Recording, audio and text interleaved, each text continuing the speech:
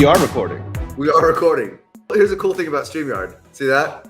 Yeah. You put names. You're not Victoria Cheng. No, I'm not. But No. she's not here, so then I can take it off. Yeah. But if she was here, boom. That's who was supposed to be here talking with us today. So first of all, hello everybody, and welcome to Are We Podcasting Yet? The only podcast where Alan and I are trying to figure out whether or not we are podcasting, and we're also trying to figure out what happened to our guest today, Victoria Cheng. Yeah. Guys, our amazing guest. I hope she's okay. We never even got a message, right, saying that she wasn't going to be here. Zero. So check your messages. Let's see. So here we go. I didn't get a message. No message. Okay, good. So as far as we know, she's missing. And let's see. She's somewhere. I'm gonna see if she's on Insta stories anywhere. No, don't do that. Maybe she is. Maybe she's like posting Insta story being like, I was supposed to be on a podcast with Alan and Justin right now. 13 hours ago, she was alive. 9 hours ago, she was fine. Okay. 9 hours ago, okay. She was alive 9 hours ago. So that's good. That's the extent of my detective work for today. Okay. So she's been missing for 9 hours. She's been missing for 9 hours. Do we call the authorities? No. Because it's Singapore. No. She's fine. She's fine. She's fine. Alan, what are we talking about today? Oh, we started off in such a lighthearted tone that it's kind of hard to just jump into where we're going right now. Yeah, but I love beating the crap out of lighthearted tones. I know you do. So what we were going to talk with Vic Cheng about, because she's also an Asian American who then she migrated over to Singapore, right? But she has experience being an Asian American. And what we're going to talk about is specifically Asian American experience right now, and the way in which there has been a troubling rise in anti-Asian hate crimes, or in violence or hate crimes happening towards the Asian American population in America. And it's been pretty fucked up. America and Europe as well. Yeah. And you know what? Okay, just to give us a bit of a framework as to why we're talking about this, because I realize that maybe not everybody who's listened to us is aware of some of the stuff that's been happening. And I had a really good friend of mine who asked me, he's like, he called me up, and he's out in Asia right now, and he's an American. He said, is it that this kind of stuff is happening more often, or is it that it's just being noticed and reported more? And that's a difficult question to answer, right? But in my feeling, and from what I've read and found, it does seem that things have increased dramatically. So let me just throw a number at you, Justin, and then I want to get your impressions on it, okay? Okay. This is from Center for the Study of Hate and Extremism from Cal State University, San Bernardino. And their studies have shown that anti-Asian hate crimes in America, they only measured 16 of the largest cities, right? But in those 16 cities, it revealed that while such crimes in 2020 have actually decreased, for overall hate crimes have decreased by 7%. The hate crimes that target Asian Americans, the number has risen by 150%. And in New York alone, it's risen 833%. Jeez. So that's what they found. That's what we're working with. And there's a lot of stories about what has happened. They've all been kind of different. But talk to me, Justin. What are your thoughts, especially being abroad right now, right? But then your family's here, right? And a lot of your friends and people are here. What's it like seeing it from afar? It's obviously disgusting to witness some of these videos, no matter where you are in the world. Just seeing this attack on humanity and civilization is appalling. And yeah, I'm not sure me being abroad changes how I feel about it, really. The increase in this violence, like, it's obviously horrible, but at the same time, you're kind of like, oh, this makes sense. This is something that would definitely happen right now because of the type of rhetoric that's been used by, particular ex-world leader, Donald Trump. You said his name. That didn't help. Yeah, man, it's just all this fuel to the fire. And obviously, people, especially when times are rough, people need to vent and they don't do it the right way, and they need enemies. They need to blame people for shit that's going wrong when there's not something physical to attack. And so they create that. And this was unfortunately, Asian Americans became a very easy scapegoat for a lot of these people. And this is the result. Just to put specific terms on it, the words that you're talking about that were said by our thank God, former president, Donald Trump, stuff like Kung flu, right? Or like the Chinese virus, or pretty much all the words that he targeted towards China with the virus. Now I will play a little bit of a devil's advocate here. I do understand the perspective that China did need to be held accountable for certain ways with regards to them not letting everybody know what was going on. Not handling the situation well from the outset, which allowed it to spread worldwide much quicker than probably it needed to. So I understand the people trying to hold China accountable. And so there has been an argument made that calling it the China virus is a way to do that. Unfortunately, when you've got racial tensions that are being inflamed by a not terribly tactful leader, using it, China virus, not the best way to go when you're seeing that it's causing a rise in Asian hate. Because when he started doing it, we saw it start to happen. So as soon as you see the correlation, you then stop. There are other ways to hold China accountable if you believe you need to do so, right? So once that correlation was visible and was obvious, you stop. The Kung flu thing, if he was a stand-up comedian doing a bit, probably going to be pretty funny. When you're the world leader and when you say things that creates a rise of hate crimes towards an ethnic group in your country, not cool. Not cool at all. So, yeah, I mean, that's kind of my take on it. So I don't disagree with what you're saying necessarily. I do think that China has to and should be held accountable for any mistakes, any way in which they were not forthright with the world about what was going on. Absolutely. But there's a difference between holding China accountable for how they handled the virus and then politicizing the virus itself, right? Agreed. Because once coronavirus is in America, once it's there, it has nothing to do with China anymore, right? It's there. It does. It started there, so it has something to do with China. Whether it started or not, the what we do to take care of the virus and handle the pandemic in our country has nothing to do with China from that point on. It's already there, right? Yeah. You can, if you want to blame China for how they handled it, that's totally fine. But then politicizing it within America, and then, as you said, being able to see that Asian American or violence against Asian Americans increased by doing that, like, how could they have not stopped, or how could he have not held back? But like, here, I want to bring up a different point specifically, because it's not just that it's anti-Asian sentiment and anti-Asian violence. There's one specific tone to this that has not only made me mad, it's been terrifying. And that's the targeting of elderly Asian Americans. Or strange. So I just want to go through a few of the violent things that have happened. And it's not fun for any of us to have to think about. But when I read this as a whole, or when I look at these points next to each other, it starts to become more and more scary how focused it is. So these are just some of the things that have happened, right?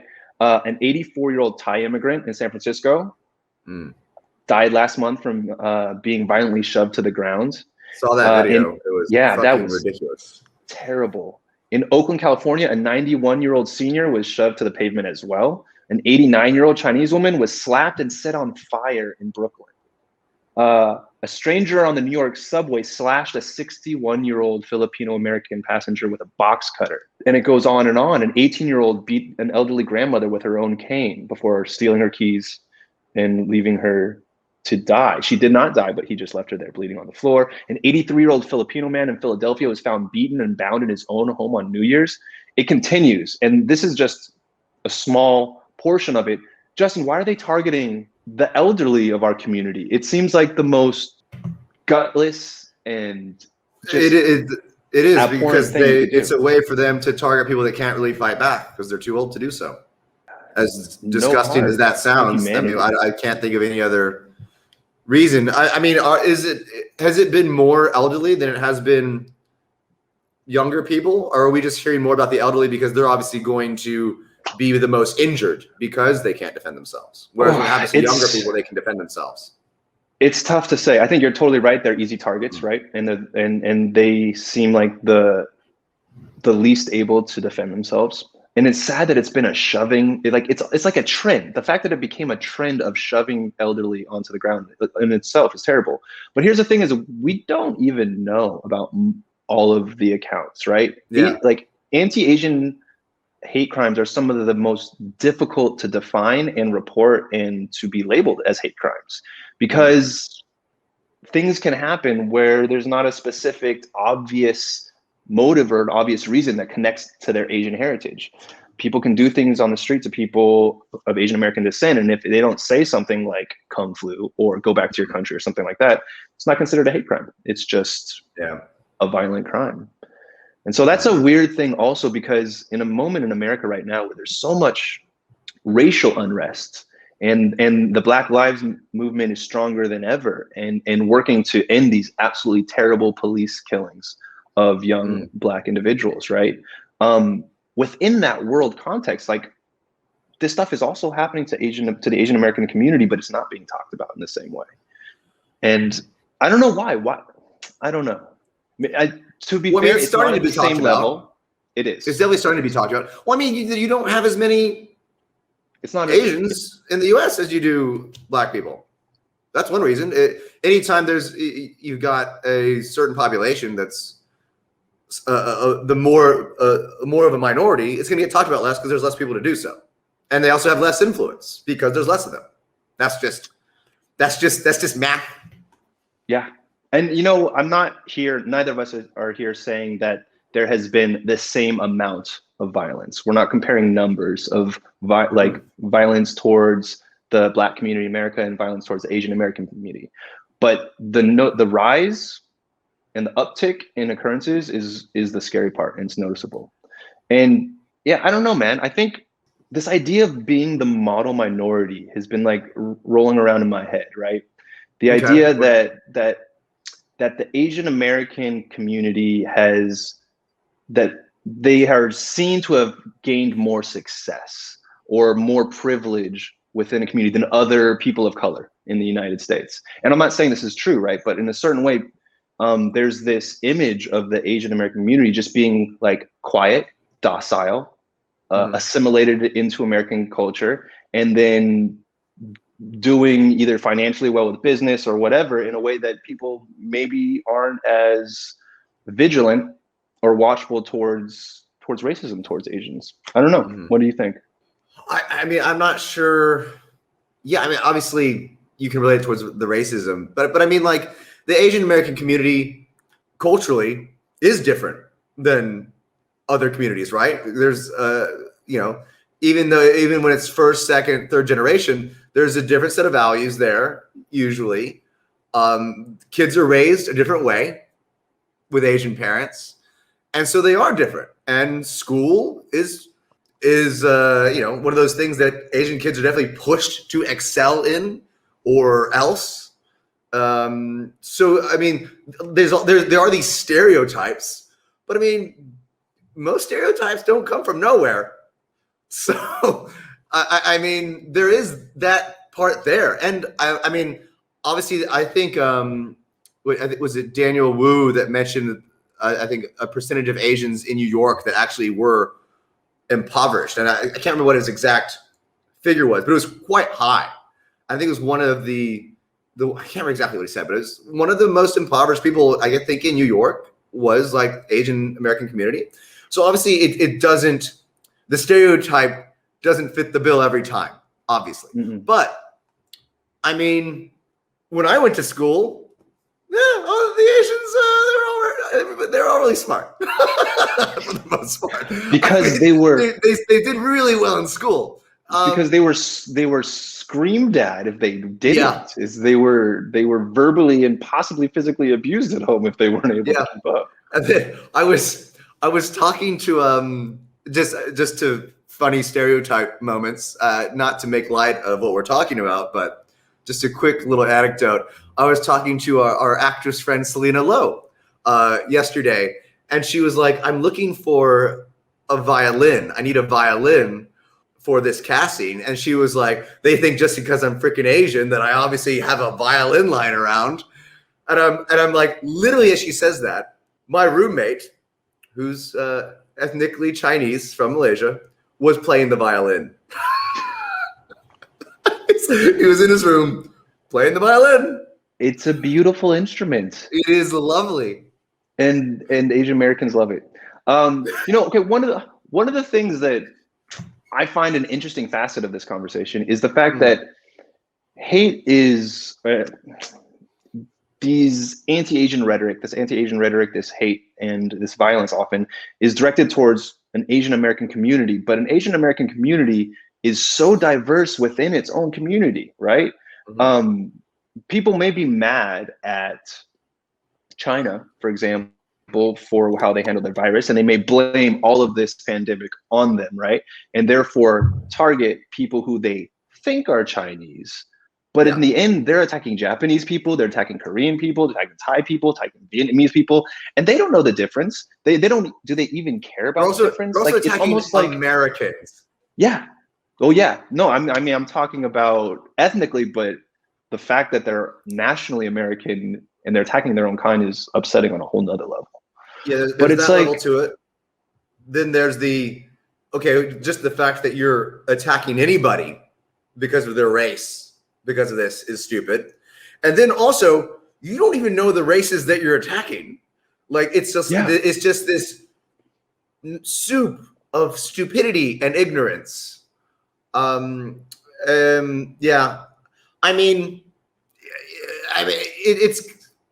it's ignorance, right? People don't know. Like, so, I mean, if we're going to take out the Asian hate component of this and the despicable violent crimes that are surrounding this, take that out of the scenario for a moment. We'll put it back in, but yeah. And let's just talk about, okay, so a good percentage of Americans, probably most Americans, for sure, most Americans, they're not going to be able to tell the difference between a Filipino guy and a Chinese guy and a Thai guy and a Korean person and a Japanese person.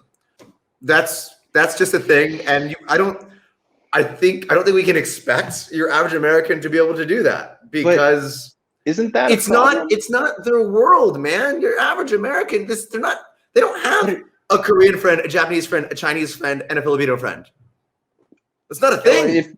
If you live on the coast, if you live on the coast, you probably do. But you're right. For most Americans, it's probably not a thing.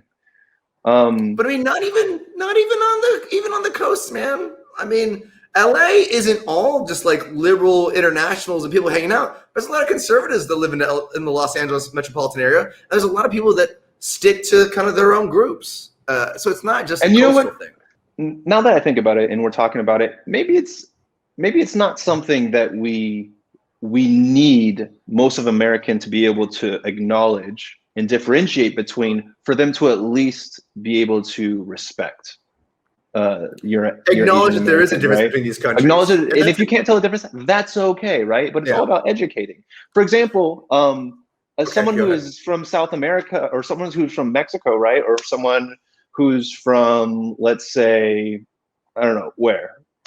Yeah, Uruguay. I mean, can you tell us the difference between somebody from Bolivia and Peru? Exactly, like, and you cannot.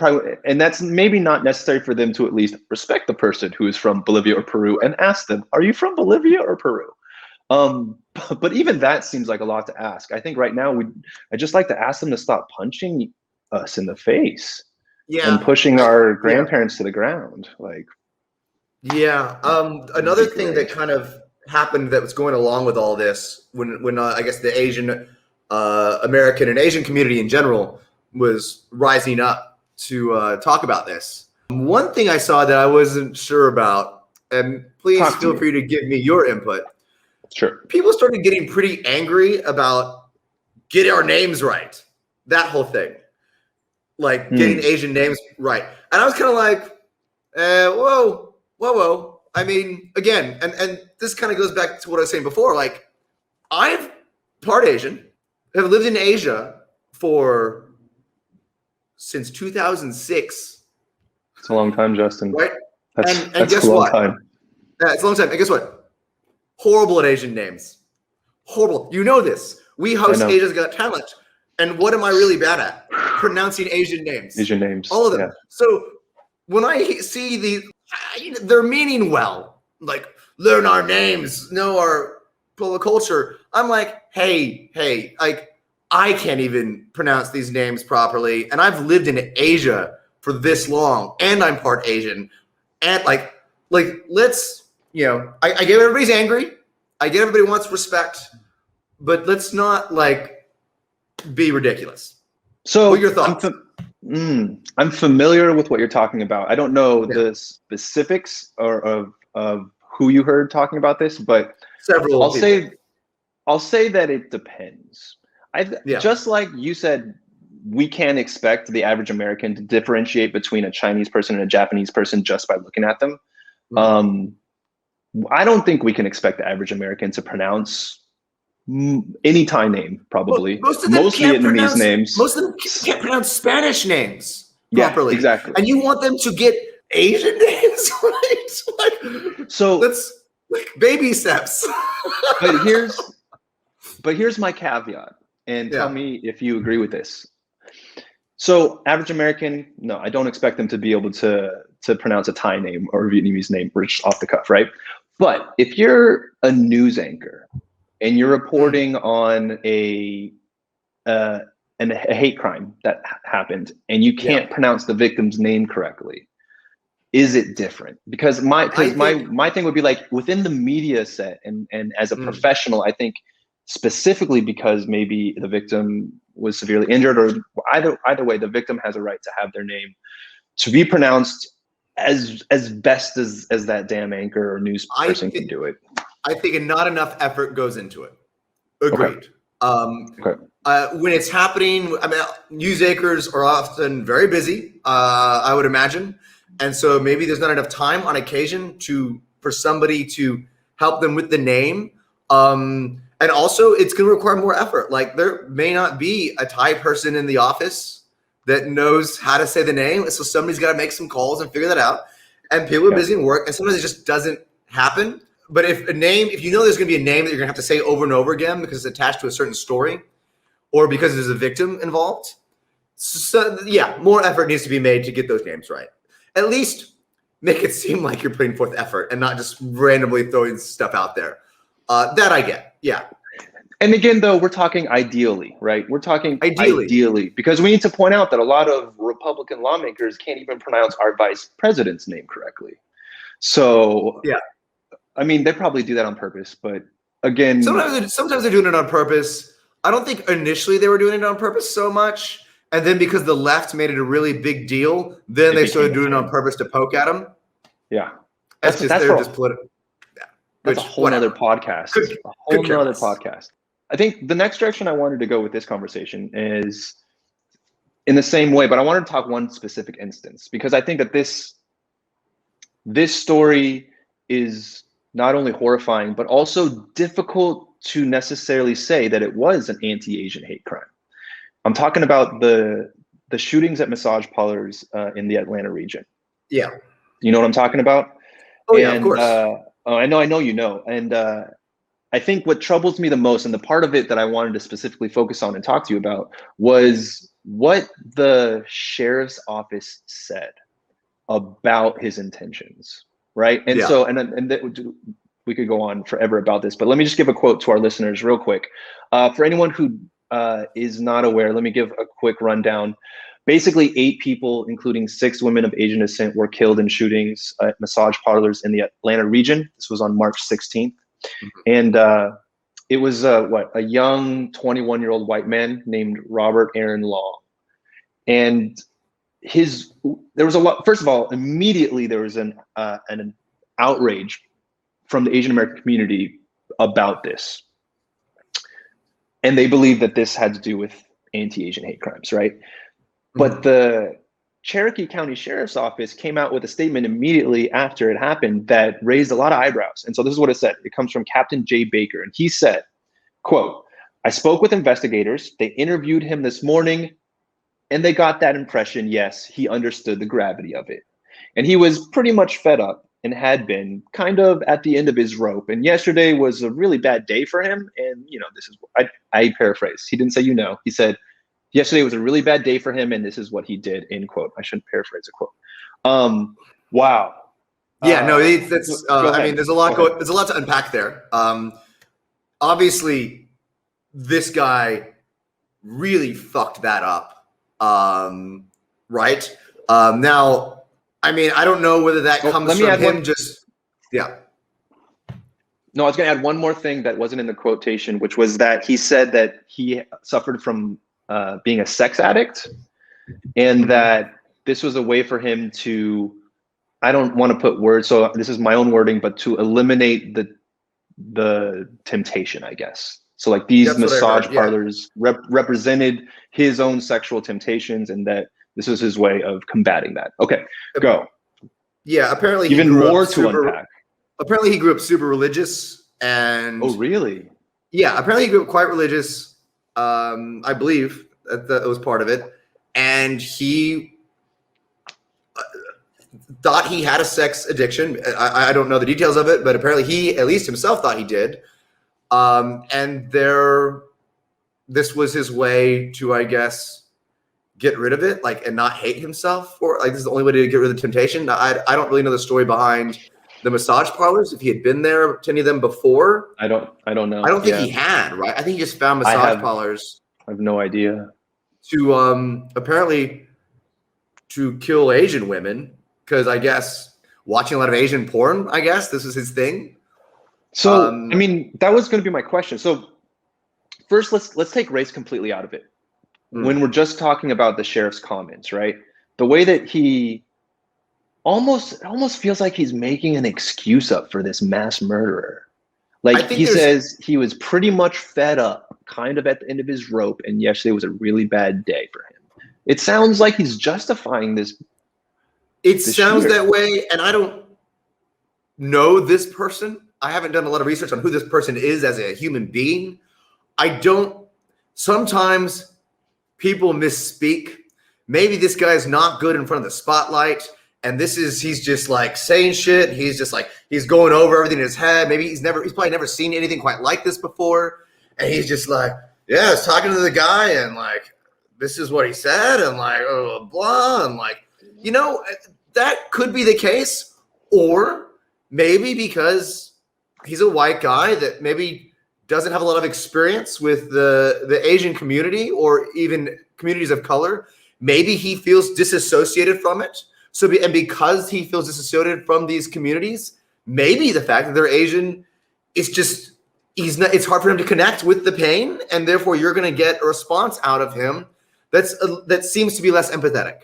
That could also be it. I don't want to say that this guy's a horrible freaking person because he did not nail this press conference. Okay, just to put it out there, there has been reporting that this specific officer was really excited to purchase and social media post about some pretty anti-Asian coronavirus t-shirts. Okay, so here's my thing on that. It was China virus t-shirts. Okay, so here's my thing on that. So obviously, in light of what we've talked about before, and the fact that Trump made that into a thing that certain people that have racist sentiments were rallying behind, the fact that this guy bought that shirt as probably a Trump supporter doesn't necessarily make him racist towards Asians, right? I think you can buy that shirt and even be a fan of Trump, and in your mind not do it in a racist way. I think you can. Yeah, but most racists don't think they're racist. Sorry, no. But most racists don't think they're racist. So go ahead. But I don't think the act of buying that shirt's not racist to me. It's racially insensitive. It is currently racially insensitive to buy that shirt.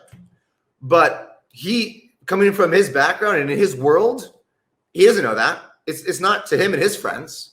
He's just buying the shirt because he thinks it's a funny shirt, and he thinks China should be held accountable, and he thinks the virus came from China, and he's probably a Trump fan. I don't think none of those things make him racist or a bad person. Okay. Not going to go back at that, because I don't know if I agree. I'm not sure. But here's what I I wanted mean, to. I don't know the guy. Maybe he we is don't know. racist towards For Asians. sure, we don't know. I don't But know. you're saying it doesn't necessarily make him No, racist or a bad person because of that. From the information that I've seen, this guy, at minimum, really fucked up a press conference, was definitely insensitive, showed a lack of empathy, and was not tactful in the way he spoke. And also in the past, he made, a racially insensitive purchase online. You know what? I've made some racially insensitive purchases in my past. So, like, throwing it out there. So, I'm not going to hate on this guy for that, for what I have as far as information. And I'm not going to hate on you for anything that you previously purchased or anything like that. Okay, so we threw race back into the situation real quick. Let me just ask this question then, because not everybody would agree. Were these killings racially motivated? Okay, no, I think obviously in a way, these were racially motivated in a way because he's focusing on Asians. So to say it's not racially motivated. Yeah. Not everybody that he killed was Asian, right? I believe there's a white male at one of them, and maybe a white female. I don't have the exact numbers, but was he just killing Asian women? Was he just killing Asian, like massage parlor people, and it just happened to be Asian massage parlors that he went to, or was it specifically? I mean, 6 out of 8 people that died. I don't know what have you read. Did the guy have a? It seems like everybody's leaning towards him having a thing for Asian women. Is that verified? I haven't found anything that says specifically that he did. Okay. Now, I'm not saying that's not out there. I wish I knew more, but you can see how a situation like this could be complicated. Specifically when trying to put it in a category of hate crime or just senseless murder, right? Where does it go? And so I think that the Asian American community is like, this is so clearly hatred and violence and murder of Asian Americans. Whereas I'm sure there are people in America who are like, no, this guy just was a sex addict and he's a mass murderer who went and killed people who represented his addiction. So like, I'm just bringing this up as an example of how it's a slippery slope. This argument for me, it's kind of, I don't want to say it's not super important. I feel like regardless of whether he was racially motivated or not, he killed mostly Asian women working at massage parlors. It seems like if you're there was a focus on Asians. If you're going to go to these particular massage parlors that are Asian owned, right? Like he went there with intent to murder. And he had a particular type of establishment that was owned by a particular ethnic group that I'm sure he was very aware of. And even if we can make the argument against the fact that it was a hate crime, I think it's more than acceptable for the Asian community during these times to go ahead and chalk this one up as Asian hate. If it's in any way beneficial for the Asian community during this time to do so. I hate to use the word beneficial. I know what you mean. Sounds bad, but you know what I mean, right? If it's beneficial to the movement if it's starting to be created to end they need to use this, if it's good to use this to move forward the positives of the messaging coming from the Asian community, all for it. Yeah. No, I think I actually totally agree with you. What I was going to say is that in the end, it doesn't matter whether the murders were racially motivated because the effect on the community is the exact same. Yeah. The fear that they feel, specifically Asian women. Yeah. I mean, and that's a whole nother component is that these type of things have happened more specifically to Asian women. And I'm not sure if that is because of the same reason that elderly have been attacked because they seem like easier targets, or is there like a specific hate, a specific type of hate towards specifically Asian women? There is, without a doubt, and I feel like this is a slippery slope to discuss since we don't have any women or Asian women with us right now. This is why we wanted Victoria Cheng here. This is why we wanted this person. What did this person right StreamYard's there? so hard to. Oh, there we go. Yeah, nice. We'll get her on again. But there's obviously a fetishization. Is that Yeah. how you say that word? I Fetishization? was practicing saying that word before this podcast. There's Fetishization for sure a fetishization. Yeah, it's been of Asian women. Yeah, go ahead.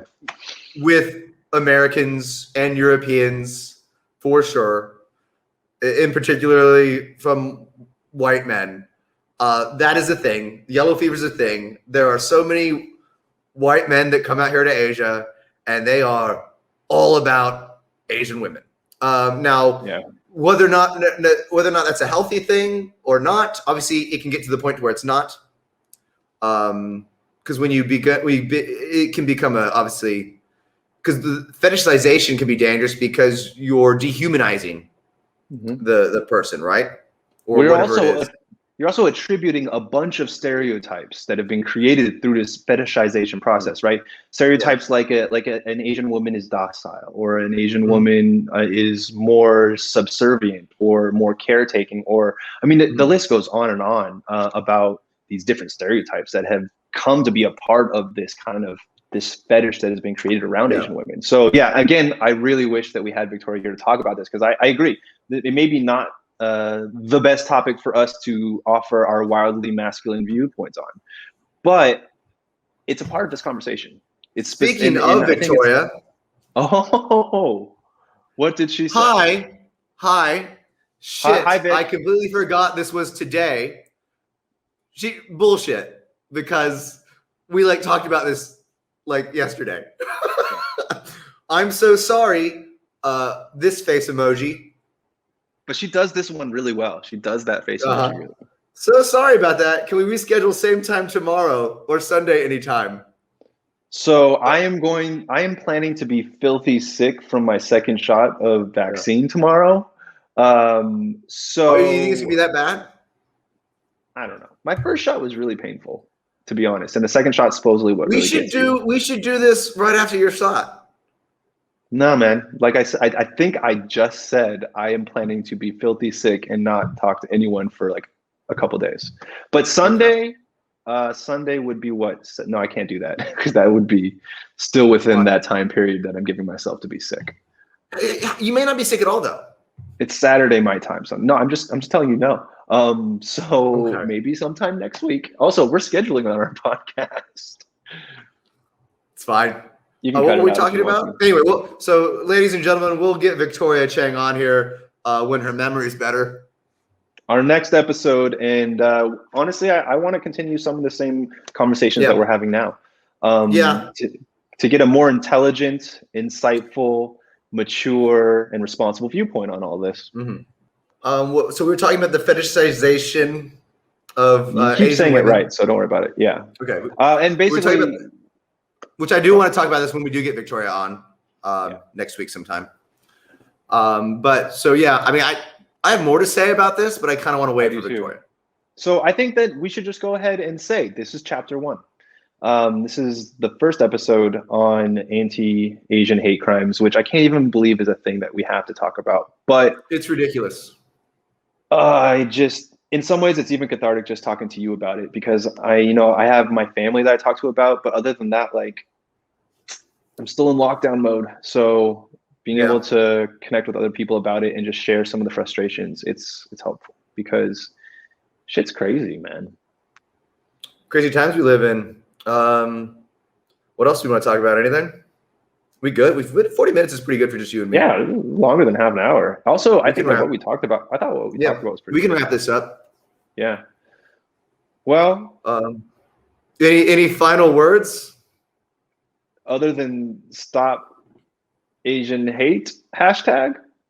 Which, by the way, can I just say, I don't like that hashtag stop Asian hate. It's not specific enough. It could either be stop hate against Asian people, or it could be stop Asians from hating anything. Which also maybe you shouldn't, stop Asians from hating things, or stop hate against Asians. I just think it's a confusing hashtag, and I don't like it. I'm confused by most hashtags at this point. Fair enough. Kind of just over hashtags. In fact, are we the only ones still talking about hashtags? I don't even know if people are doing hashtags anymore. I don't spend enough time online. I don't know. Anyway, man. Anyway, ladies and gentlemen, thank you so much for joining us on this podcast. Again, that's kind of a podcast. Yeah, Alan, it's been real. I'm going to end this thing now. Final words. Thank you for listening, guys. And again, this is chapter 1. We will see you all or hear you all on chapter 2 with Miss Victoria Cheng. We're looking forward to it. And don't forget to like, share, and subscribe. We are now on Spotify and I think a bunch of other places too. I need to go see where we are on now. I love it. We were a YouTube channel pretending to be a podcast that then eventually became something like a podcast. And I think that is legit.